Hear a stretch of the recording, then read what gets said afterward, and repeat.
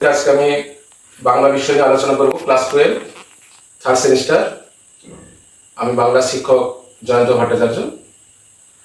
তোমাদের তৃতীয় সেমিস্টারের পরীক্ষা আসন্ন 8ই সেপ্টেম্বর থেকে, সেই দিকে নজর রেখি আজকে একটু সিলেবাস সম্পর্কে আলোচনা এবং প্রশ্ন উত্তর নিয়ে আলোচনা করার জন্য বসেছি।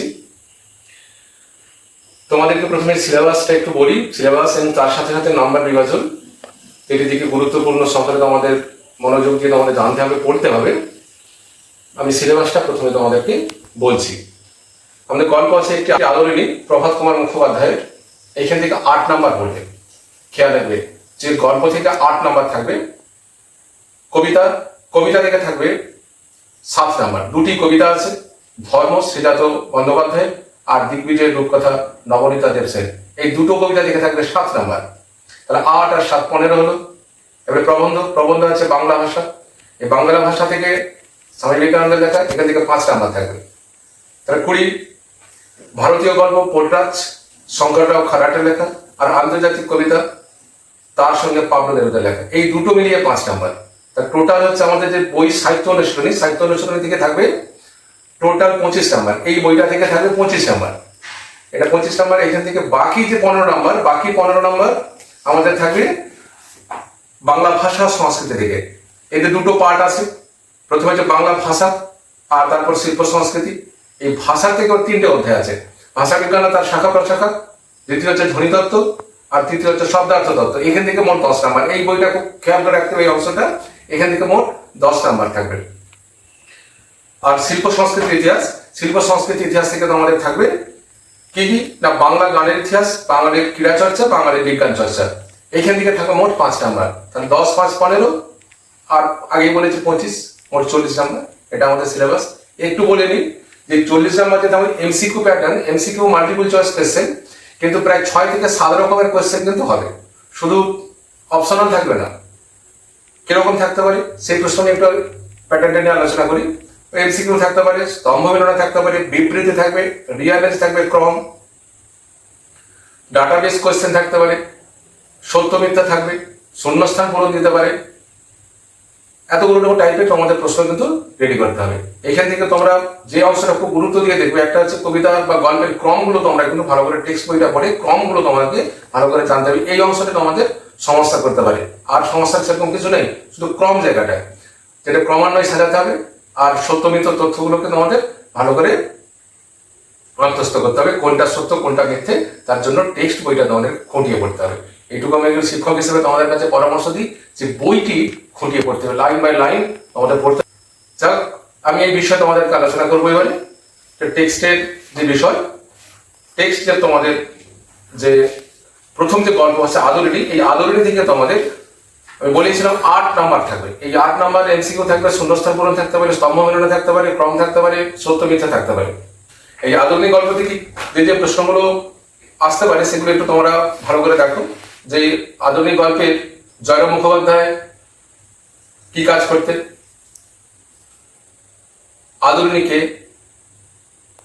আধুনিক গল্পের কটা পরিচ্ছেদ আছে, এটা খুব গুরুত্বপূর্ণ। কোন পরিচ্ছেদে হস্তি ভাড়ার বিজ্ঞাপন দেওয়া হয়েছিল, জয়রাম মুখোপাধ্যায় 5 টাকা বাঁচা থেকে কত টাকা খরচ করেছিল, প্রতি রবিবার অপরাহ্নে পাড়া যুবক বৃন্দগণ মুক্তার মহাশয় বৈঠকখানা সমবেত হয়ে তাস পাতা খেলতেন। এখানে মনে রাখতে হবে যে এখান থেকে যে প্রশ্নগুলো আসতে পারে, যে লাইনটা যে বললাম একটু আগে, যে প্রতি রবিবার অপরাহ্নে পাড়ায় যুবকগণ মুক্তার মহাশয় বৈঠকখানা সমবেত হইয়া তাস পাতা খেলিতেন। এই অংশটা তোমরা দেখবে। এই অংশ থেকে তোমাদের কোয়েশ্চেন আসার সম্ভাবনা জোরালো। টেক্সট বইটা খুঁটিয়ে পড়তে হবে। হস্তিপাড়ার বিজ্ঞাপনটা কি ছিল, এই অংশটা একটু দেখবে। কোথা থেকে হাতি কিনেছিল, রাজার নাম কি ছিল, আদরিণী কোথায় মারা যায়, আদরিণীকে কোথায় বিক্রি করা হয়েছিল। এই প্রশ্নের পাঠগুলো তোমরা অবশ্যই দেখে নেবে। পরে পদ্যের ক্ষেত্রে যেটা বলা, ধর্ম কবিতায় ধর্ম শব্দের অর্থ কি, এই কবিতাটার মূল কাব্যের নাম, এই যে আব্দুল করিম খান কে, তার ধর্ম কি ছিল? আইনস্টাইন কে, তার ধর্ম কি ছিল? কবিরের ধর্ম কি? বাতাসের ধর্ম কি? কোন বিষয়টাকে প্রাতিষ্ঠানিকতা বলা হচ্ছে? এই কবিতাটা কবে প্রকাশ পায়, কোথায় প্রকাশ পায়? অবশ্যই এই প্রশ্নগুলো তোমরা দেখে যাবে ধর্ম কবিতা থেকে। দিগ্বিজয় রূপকথা, নবনীতা দেব সেন। এই কবিতাটার মূল কাব্যের নাম রক্তে আমি রাজ করছি। আমি কে? কবির জননী কেমন ছিল? যে দুটি আশীর্বাদী সরঞ্জাম কি কি? এই জাদু উৎসব মরুপথে কি হয়? আকাশে কি? সিন্ধু জলে কি? কবি কার নাম রেখেছিলেন বিশ্বাস? কবি কার নাম রেখেছিলেন ভালোবাসা? মন্ত্রপুত অসিত কোথায় ভরা ছিল? কবি কিভাবে তার তৃষ্ণা ভরা খোঁজলে দিবে পৌঁছে যাবেন? এই প্রশ্নগুলো তোমরা অবশ্যই রেডি করে যাবে। কবিতা দিয়ে আলোচনা করলাম বাংলা ভাষা থেকে, যেটা তোমরা করবে স্বামী বিবেকানন্দের লেখা, স্বামীজির লেখা এই বাংলা ভাষা প্রবন্ধে তোমরা যে অংশটা খুব ভালো করে দেখবে। টেক্সট বইটা পড়তেই হচ্ছে, না পড়লে তোমরা প্রশ্ন উত্তর করতেই পারবে না। টেক্সট বইটা পড়বে, বিষয়টা কবি কি বলতে চেয়েছেন। এখানে যে বাংলা ভাষায় যে স্বামীজি বলতে চেয়েছেন, কি বলতে চেয়েছেন? যে চলিত ভাষা তো ভাব প্রকাশ করা যায়। যেই ভাষা, যেটা আমরা ঘরে কথা বলি নিজেদের মধ্যে ভাবের আদান প্রদান করি, যে চলিত ভাষার মধ্যে সাহিত্য, উৎকৃষ্ট সাহিত্য রচনা করা যায়। এর মধ্যেও শিল্প শৈল্পিক ভাব প্রকাশ করা যায়। এই বিষয়টাকে প্রাবন্ধিক তুলে ধরার চেষ্টা করেছেন। এখানে যে প্রশ্নগুলো কি আসে, যে কলকাতার ভাষা কি? স্বামীজি কবে কোথা থেকে প্রবন্ধটা লেখেন? কোন ভাষাটাকে কর্মর ভাষা বলেছেন? মীমাংসা ভাষ্য কে রচনা করেছেন? ভাষ্য কে রচনা করেছেন? একদম ভালো করে এই অংশটা দেখে রাখতে হবে যে ভাষা ভাবের বাহক, ভাবই প্রধান, ভাষা পরে। এই অংশটা তোমরা অবশ্যই দেখবে। কোন ভাষাকে শিক্ষিত জন ভিত্তি হিসেবে গ্রহণ করেছে? পতঞ্জলিকে, এটা মনে রাখবে তোমরা। আর একটা অংশ তোমাদের এখান থেকে আলোচনা করছি, এই অংশটা তোমরা অবশ্যই দেখবে, যে পেজ নাম্বার 17 বাংলা ভাষা থেকে আমি একটু আলোচনা করে দিচ্ছি। এই অংশটা অবশ্যই তোমরা এই অংশটা দেখে যাবে। যে ব্রাহ্মণের সংস্কৃতি দেখো, সবরস্বামী মীমাংসা ভাষ্য দেখো, পতঞ্জলির মহাভাষ্য দেখো, শেষ আচার্য শঙ্করের ভাষ্য দেখো, আর অর্বাচীনকালের সংস্কৃতি দেখো। এখন বুঝতে পারবে যে যখন মানুষ বেঁচে থাকে তখন জানতো কথা কয়, মরে গেলে মরা ভাষা কথা কয়। যত মনের নিকট নতুন চিন্তার শক্তি যত ক্ষয়, ততই দু একটা পচা ভাব রাশিকৃত ফুলচন্দন দিয়ে ছাপবার চেষ্টা। বাপরে বাপ, সে কি ধুম! 10 পাতা লম্বা লম্বা বিশেষণের পর দুম করে রাজা আসে। হঠাৎ বিশেষণ করার প্রয়োগ করার পর হঠাৎ লিখে দেওয়া হলো রাজা আসে। আহা, কি প্যাচোয়া বিশেষণ, কি বাহাদুর সমাস, কি শ্লেষ! ওসব মরা লক্ষণ। এই মরা লক্ষণগুলি কি কি, এই অংশটা তোমরা অবশ্যই এখান থেকে ভালো করে দেখে যাবে। পোর্টরাজ, আমাদের যে ভারতীয় গল্প শঙ্কররাও খারাটে, এই পোর্টরাজ থেকে তোমরা যে জিনিসটা দেখবে খুব ভালো করে দাও পড়তে হবে। টেক্সট বই তো পড়তেই হচ্ছে, লাইন বাই লাইন, আছে কোনো সাজেশন নেই। তবুও প্রশ্ন উত্তর কিছু আলোচনা করে দিচ্ছি এইখান থেকে। তো পোর্টরাজ শব্দের অর্থ কি? পোর্টরাজ গল্পের পোর্টরাজ কে? পোর্টরাজের ছেলের নাম কি? দূরপথ কে? এখান থেকে আরেকটা কোশ্চেন, পোর্টরাজকে ডাকে কে? ডাকে দূরপথের ছেলে তার দিকে ঢিল ছড়ে, কার দিকে ঢিল ছড়ে? শুনে দূরপথে প্রাণ শুকিয়ে যায়, কোন কথা শুনে বা কি শুনে? কি শুনে প্রাণ শুকিয়ে যায়? ছেড়ে দাও ভবিষ্যতের কথা বলছে, কে ভবিষ্যতের কথা বলছে? কিভাবে আনন্দ প্রচলিত সংস্কারের মূলে কুঠারাঘাত করলো, সেই বিষয়টা তোমাদের জানতে হবে। যে প্রশ্নগুলো আলোচনা করলাম সংক্ষেপে, অবশ্যই অংশটা দেখবে। আর একটা তোমাদের অংশ আমি এই অংশ থেকে বলি, যেটা তোমরা খুব ভালো করে দেখে যাবে। এখান থেকে তোমরা তোমাদের পড়া সম্ভাবনা জোরালো। আমি পেজ নাম্বার 19 এই অংশটা দেখবে। আমি একটুখানি পড়ে তোমাদের শোনাচ্ছি। এই বাড়িতে ঢোকে স্তব মঙ্গলবার শুক্রবার তোমার নামে উপোস করেছি। মানে দূরপথ কোন বার উপোস করেছে? এবার বছর বছর তোমার যাত্রা করি, তোমায় দুধে দড়ি চান করায়, সবুজ শাড়ি পরায়, কপালে হলুদ কুমকুম দিই, তোমার সম্মুখে ভোগ দিই, নারকেল দিই, প্রতি আষাঢ়ে অমাবস্যায় তোমার সামনে স্নানের পর ভিলা শাড়িতে গড়ান দিই, বছরের পর বছর যেমন পারি তেমন দিই, ছাগল দিতে না পারলে কুমড়ো দিই, তোমার দুধ রক্তের ছড়া দিই। এই অংশটা তোমরা অবশ্যই পড়ে যাবে। এই অংশ থেকে তোমাদের রিয়ারেঞ্জ পড়ার সম্ভাবনা একটা জোরালো আছে। টেক্সট বইটা পড়বে, কম্পিউটার বিষয়টা তোমরা জানো, নতুন করে আর বলার কিছু নেই। প্রশ্নগুলো আলোচনা করলাম। এটা একটা দেখে যাবে। পরবর্তী যে বিষয়টা সেটা হচ্ছে আমাদের যে আন্তর্জাতিক কবিতা আছে তার সঙ্গে থেকে, এই তার সঙ্গে কবিতা থেকে যে প্রশ্নগুলো তোমরা করবে, কবির নাম কি, কবি যদি বাংলায় অনুবাদ কে করেছেন, তার সঙ্গে কবিতাটির প্রকৃত নাম কি ছিল, এর মূল কাব্যের নাম, কোন প্রেক্ষাপটে কবিতাটা রচিত, তোমরা জানো স্পেনের গৃহযুদ্ধের প্রেক্ষাপটে, এই কবিতাটার মূল ভাবটা কি, অবশ্যই তোমরা দেখবে। আর ছোট্ট কবিতা, অবশ্যই আমি কতগুলো প্রশ্ন উত্তর আলোচনা করছি এখানটা থেকে তোমরা দেখো, যে শেষের দিকে যে লাইনটা আছে দেখো কবিতা একদম শেষের দিকে, এখন আমাদের এক অপরকে লাগবে। কেন লাগবে বলে, শুধু কাঠ গাছের ফুলের জন্য নয়, মধুতা গাছের জন্য নয়, আমাদের দুজনের হাতগুলো লাগবে ধুয়ে মুছে আগুন বানানোর জন্য। এই অংশটা তোমরা অবশ্যই দেখবো যে আমাদের এক অপরকে লাগবে। কেন লাগবে, আমাদের চার হাত চার চোখে একে জুজবই, এই অংশটা তোমরা দেখবে। আর একটু বলি, প্রথমে যে স্তবক, দ্বিতীয় যে স্তবকটা আছে, দ্বিতীয় স্তবকে দেখো, আবার সেরকম এক ঝুড়ি যারা স্থানে অস্থানে বেঁচে পড়তে এসেছে, পাথরের ফাটলো যাদের বাসা বানাতে আটকায় নেই, সময় মোটেও সুবিধা নয়, রসো আমার জন্য দাঁড়াও, কাঁখে ছুরি নাও, শাবল নাও, জুতো পরো, কাপড় চোপড় সঙ্গে নিয়ে যাও, যা পারো। এই অংশটা তোমরা ভালো করে পড়ে যাবে। এই জায়গাটাতে রিয়ারেঞ্জ অর্থাৎ মেলানোর জন্য এই অংশ থেকে তোমাদের কোয়েশ্চেন দেওয়ার সম্ভাবনা আছে। তাহলে টেক্সট নিয়ে আলোচনা করলাম। এরপর তোমাদের যে বিষয়টা নিয়ে আলোচনা করবো, যে এই বইটা বাংলা ভাষা ও সংস্কৃতি, বাংলা ভাষা থেকে তোমাদের যেটা আলোচনা করবো এই অংশটা থেকে, বাংলা ভাষা সংস্কৃতি থেকে, বাংলা ভাষা সংস্কৃতিতে প্রথম অংশ আছে বা ভাষা ও ভাষার শাখা প্রশাখা। এই অংশ থেকে তোমরা অবশ্যই যে প্রশ্নগুলো তোমরা করবে সেই প্রশ্নগুলো আমি একটু আলোচনা করছি, তোমরা একটু শোনো মন দিয়ে। প্রশ্ন রয়েছে যে বাংলা ভাষা বিজ্ঞানে মুখের ভাষাকে কেন গুরুত্ব দেওয়া হয়, লেখার ভাষা নয়, মুখের ভাষাকে কেন গুরুত্ব দেয়, মৌখিক ভাষাকে, এটা একটা গুরুত্বপূর্ণ প্রশ্ন। ভাষা বিজ্ঞানের বহুল প্রচলিত শাখা কোনগুলি, তুলনামূলক ভাষাবিজ্ঞান, ঐতিহাসিক ভাষাবিজ্ঞান, বর্ণনামূলক ভাষাবিজ্ঞান। প্রত্যেকটা ভাষাবিজ্ঞানের সংজ্ঞা, তুলনামূলক ভাষাবিজ্ঞান সূত্রপাত কে করেন, কবে, এটা গুরুত্বপূর্ণ প্রশ্ন। ঐতিহাসিক ভাষাবিজ্ঞান কি, বর্ণনামূলক ভাষাবিজ্ঞানের কাজ কি, এটা খুব গুরুত্বপূর্ণ প্রশ্ন। বর্ণনামূলক ভাষাবিজ্ঞানের সূত্রপাত কবে কথা হয়, এটা খুব গুরুত্বপূর্ণ প্রশ্ন। ভাষা গবেষকরা ভাষাবিজ্ঞানকে প্রধানত দুটো ভাগে ভাগ করেছেন, একটা হচ্ছে প্রধান ভাষাবিজ্ঞান আর ফলিত ভাষাবিজ্ঞান। প্রধান ভাষাবিজ্ঞানের শাখাগুলি কি কি, ফলিত ভাষাবিজ্ঞানের শাখাগুলো কি কি, সমাজ ভাষাবিজ্ঞান কাকে বলে তার ভাগ। এই অংশ থেকে তোমরা যেটা করবে, কোড কি, রেজিস্টার কি, কোড বদল কি, দ্বিভাষিকতা কি, এইখান থেকে।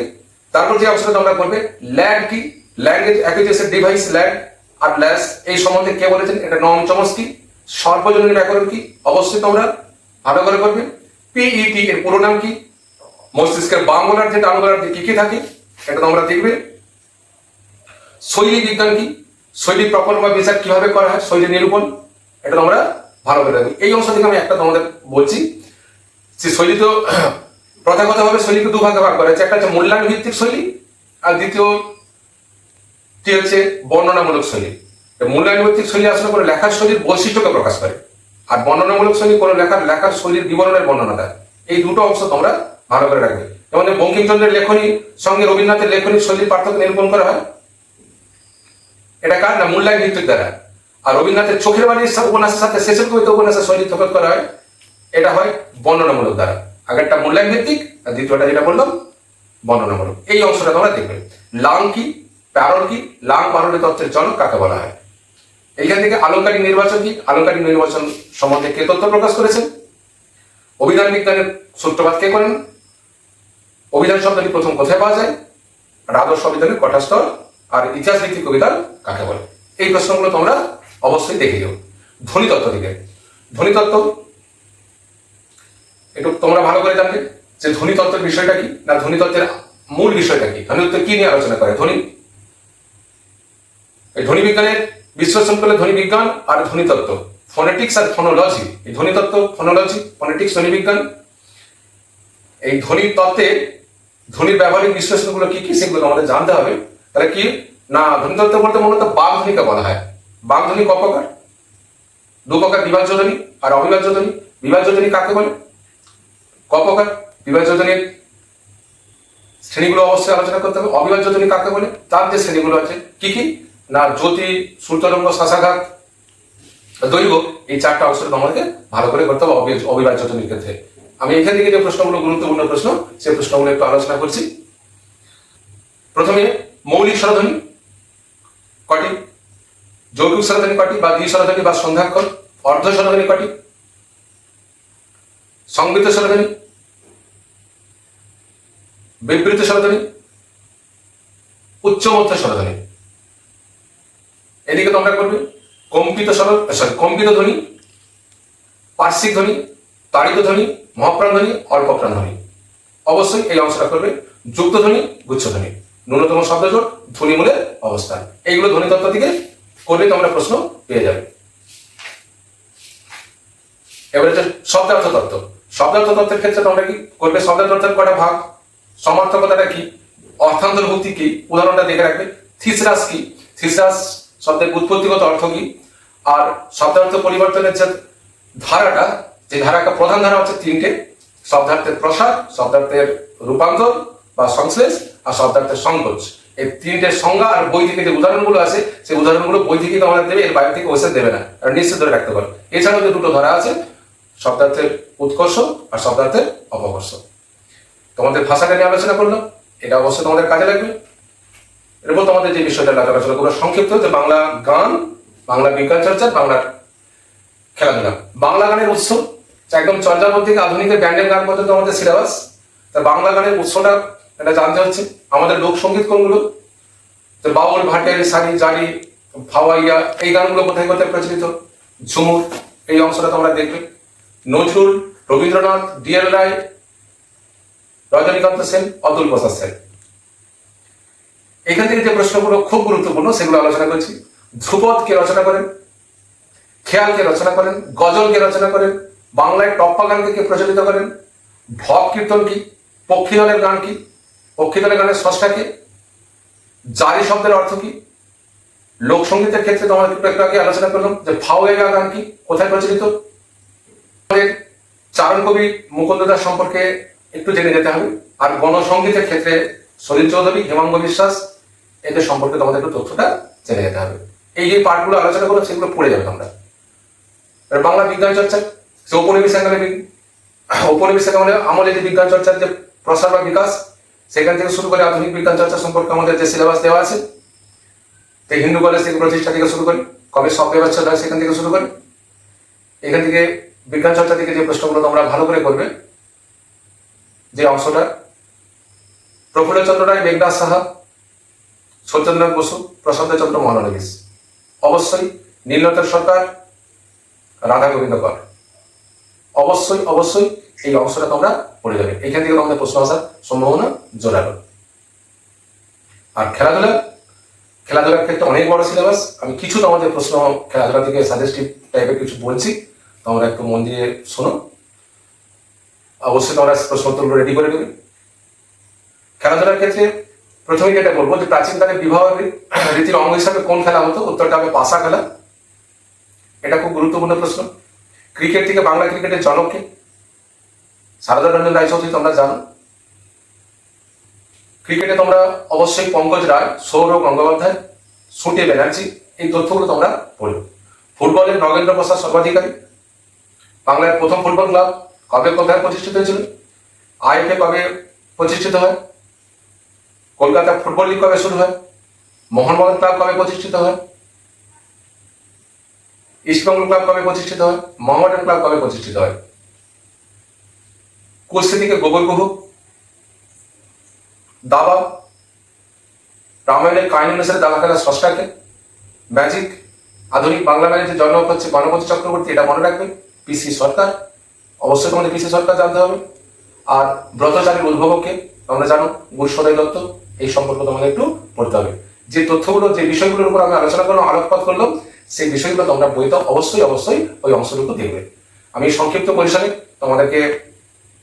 তোমাদের কাছে তুলে ধরলাম। আশা করি তোমাদের উপকারে লাগবে। আজকে এখন পর্যন্তই থাক, পরের ক্লাসে একদিন বিষয় নিয়ে আলোচনা হবে।